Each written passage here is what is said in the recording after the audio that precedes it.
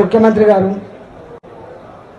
ఏదో పెద్ద మార్పు వస్తుందని చెప్పి నీకు అధికారం కట్టబెట్టింది, పేన మీద నుంచి పూలబడ్డ అవుతుంది, ఎందుకు ఇట్లా ఆలోచిస్తున్నారు అని చెప్పి చాలాసార్లు మాట్లాడితే ఆయన ఇంకింత రెచ్చిపోయి అన్న మాట ఏంటంటే, ఎవరు చెప్పినా వినను, నేను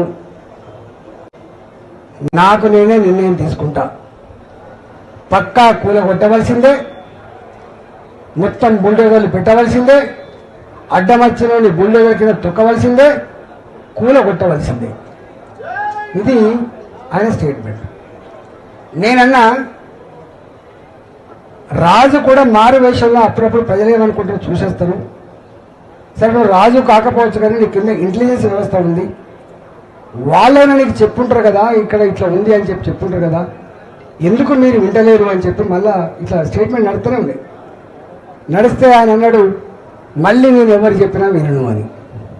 నేను అప్పుడు ఒక స్టేట్మెంట్ ఇచ్చిన, ఎవరు చెప్తే వినని వాణ్ణి, ఎవరు చెప్పినా వినని వాణ్ణి ఆయన నాయకుడు అనరు, మనిషి అనరు, సైకో అంటారు అని చెప్పాను. సైకో అంటారు అని చెప్పాను.